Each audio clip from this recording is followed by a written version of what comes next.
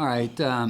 Looking back on the game, um, obviously, a fair number of things we'd like to do better. Um, but in saying that, give a lot of credit to Eastern Michigan players, their coaching staff. I thought they're doing a great job. They came in with a game plan of that made some sense in terms of where we were at with our football team, and so it became a very close ball game. The second half was a half where there weren't that many drives. They had 4, we had 4. They scored on all 4 drives, 3 touchdowns and a field goal. We had 2 touchdowns and a field goal, and our other drive, which we ended up punting, we had third and very short yardage, inches, as a matter of fact, to go, and we did not get the first down. And that was critical. It was a game that I thought we played hard. Didn't play really as well as we're capable of playing on either side of the ball. But again, we showed flashes of being able to be good on both sides of the ball. Special teams was a little bit of a mixed bag in this game. They showed the ability to have really excellent coverage on kickoffs, but we had a good day on kickoff returns, and so I thought that phase of it held up very well. Neither team really returned punts in the game very well. Their punter had a good day. Our punter, maybe his first day of not punting up to his ability, and yardage in the game, field position in the game meant a great deal. I will say Michael did an excellent job on kicking off. Louis bothered a little bit with a groin, and so he was not able to kick off and get all those kicks in. So we just had him for field goals, and Michael did a great job. He took basically a field goal approach and was able to get it deep enough, and certainly with enough hang time, that it ended up giving our guys a chance to get down and cover well. So that part of it was very good. So it's what it is. We're ready to move on, and obviously traveled to Kent State, which has an experienced football team coming back, especially on the defensive side of the ball. Nate Hawley, a safety, is probably as good a defensive back that we will have played this year. Already has 90-some tackles, I believe, which is amazing in the amount of games that we've played so far. They've played so far. So, Terrence Waugh is a guy that's also an outstanding rush-in player.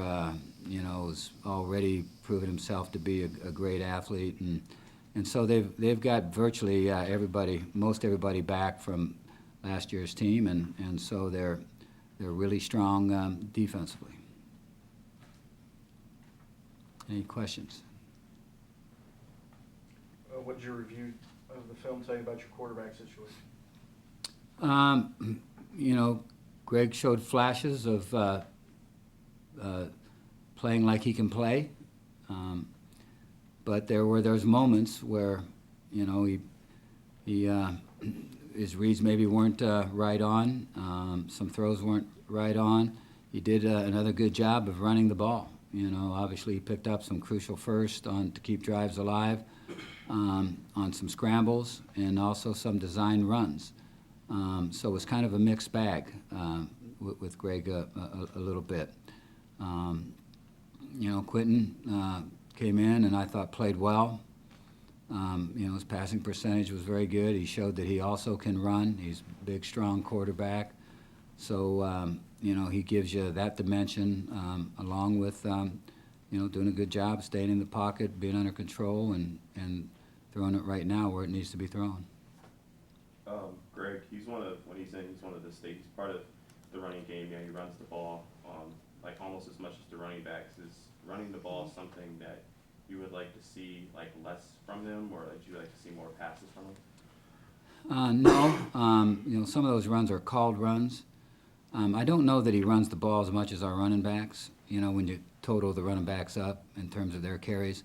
But, he's getting his fair share of scrambles. And we do have design runs for him where, it does make sense to utilize his strong running. You guys be making a switch in terms of the starting quarterback? We're just coming off the game. We'll meet with the players today. Coach Izzy and I will continue to visit about that. Even if he's not the starter, is there any chance that we could see Quentin get more reps than maybe what he's seen in the past couple weeks? Well, we'll see. Obviously, if he is the starter, he'll get more reps. If he's not the starter, then it'll be dependent upon how well Greg is playing. But we have a decision to make. I understand that. We'll make it very quickly. Does any of that go into experience in terms of the age difference, one with being a redshirt senior, the other redshirt freshman? Does what go into? Picking the quarterbacks, knowing that one guy only has a few more games left, whereas someone has a whole career, or is it just about winning now? It's about putting your best players on the field. We've always worked at doing that. Obviously, number of reps, plays into it somewhat in terms of, if a guy's an experienced quarterback and he's shown that he's played great ball at times during the season, you don't want to just throw him out there and have it be a deal where he's put in a position where he's not the starter, but you still need to have, virtually as you go through the year, probably two quarterbacks ready to play, and that'll be our main goal. And our main goal will be to put the guy on the field that's playing the best. You pre-pointed again for the second time this year after the game on Saturday about the need for your staff, for coaches on this team to put the players in the best chance to succeed. Any follow-up after breaking down the film, exactly what you meant there, or anything you want to add context to those post-game thoughts? Well, or examples or something. We're putting, we feel, the best players on the field. Now it's a matter of utilizing those players. Wanted to make sure Poppy got his touches in the second half as well as the first. I think he got 8 in the first half, didn't get any in the second half. That's not what we're after. That was not the plan. And so the plan's got to be carried out. And so, that's an example of what we're after. Talked about coverage in the pass game and Eastern Michigan's effectiveness there. It was, from a stat standpoint, probably the worst game as far as coverage. You've shown bright spots throughout the course of the year. Do you think, was it a one-game aberration there, or do you see things that really need to be shored up? Well, their quarterback completed 74% of his passes. That's not what we're after. Well, number one, we only got 1 sack. That's generally not been what we've been able to accomplish in games, as you know.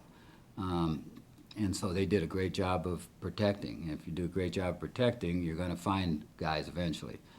On the other side of it, the quarterback did a good job of getting the ball released quickly.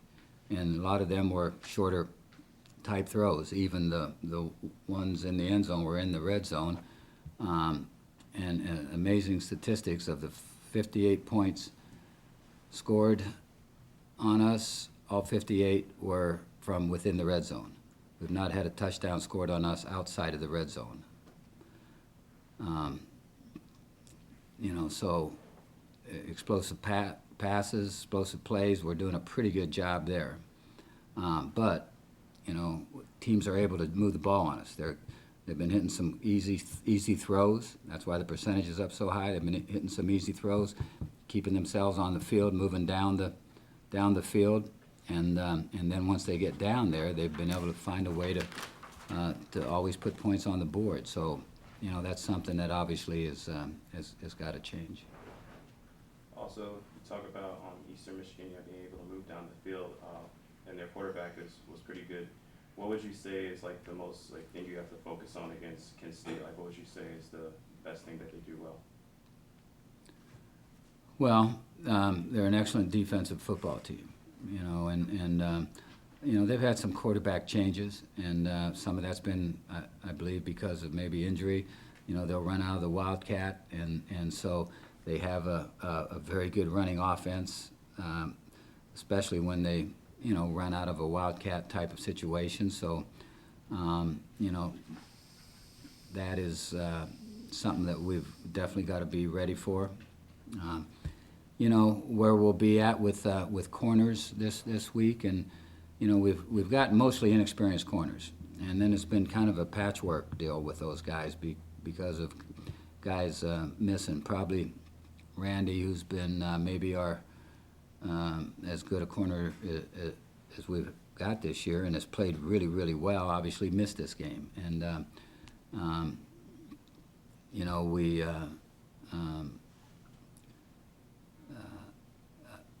have other players that we're using and so forth, but are they ready to play complete games, and get as many snaps as they've gotten? Some of those guys, you'd like to have them get involved in the game as the game goes on, and with less snaps than what they're getting right now, so they are able to develop some confidence. And Maine Williams, who was injured, came back, did not play a good share of the second half. So, there's two corners with Randy and him out, gone right there. And so, with the inexperience we have there, it's tough to it's tough to get some things done. But we need to. And when I say get some things done, I mean prevent some things from happening against us. But as coaches, we need to be smart on what we do and give our guys their best chance. After the loss, how important does this game become in the whole grand scheme of things? Just kind of looking, you have a short week next week against Toledo. So how important does this game against Kent State really become now? Well, every MAC game is huge, and obviously a team within your division of the MAC is huge, and so so far we've done a pretty good job against teams in our own division. Eastern Michigan, of course, that loss, they're out of our division. We've got two more out-of-division games as well as the rest of our in-division games. They're all critical. They're all important to trying to get yourself in a MAC championship game. And so you just got to continue to take, once you get in conference, every game one at a time, because it seems pretty clear that almost any MAC team can step on the field and beat another MAC team. I mean, Western Michigan has shown that so far they're they've not been a team that's anybody's been able to get to yet. But other than them, everybody's throughout the course of the the conference games as well as the non-conference games, everybody's had their victories and their great moments, and most teams have had a few struggles along the way, and that'll probably continue. You just got to be prepared for every ball game, play a smart game, coach a smart game, and give yourself your best chance. Do you have any particular feelings about playing games at Kent? It seems like something weird or off the beaten path usually happens when you guys go up there, from whether to a coaching change to 2 years ago with whatever it is. Does that place stick a little bit more than other road trips in your division? Well, there's been some different things happen when we've played there, in terms of some of it our own fault. We haven't found a way to control the weather. But one year we had an unbelievable amount of turnovers, and that took us out of it. And so there have been some different things that have happened in those games. But Kent has played well, and that has made some things happen that way. We obviously need to play extremely well. I'm okay with getting back on the road. And getting our guys away and getting them isolated a little bit. Why do you say you're okay with getting back on the road? Like, do you think like the team kind of just needs a break from home? No, it's not what I think I said, not what I meant to say at least. Personally, there's less distractions for me when we play on the road, and I think it's probably true for the team itself. If you look at the Big Ten Conference, last week I think every game won was won by the traveling team in the Big Ten. And does that mean anything? Maybe not, probably not, but I'm okay with going on the road. That's all I meant. Any other questions, guys? Do you approach this game differently with a short this game prep week? Do you structure differently knowing you've got a short turnaround? Yes.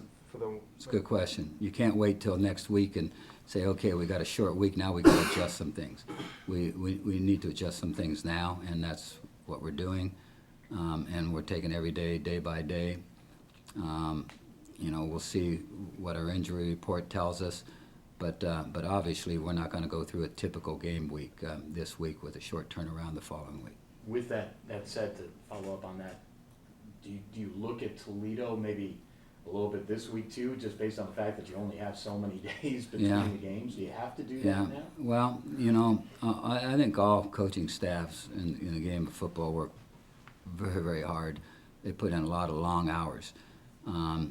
As easy as it is to want to look down the road a little bit on some teams, you can never do it. You can do it coming out of, in fall camp before you get into fall camp. Last spring we started looking at teams, mainly non-conference teams, obviously, but yeah, you try to sneak a peek whenever you can, but in terms of really strong preparation, it's difficult to do without sacrificing time with the team at hand, and I've learned in this business, and I think we've learned in this conference, that you cannot do that. You gotta prepare for the game at hand. Any update on Malik Irons, who you guys held out, and Darrell Wood, who left the game on Saturday, in terms of injury update? I don't know if there's been an injury report released, but we're going to just stick with that for right now. I'm not going to really do much talking about our injury situation this week. We'll kind of keep that under cover as much as we can.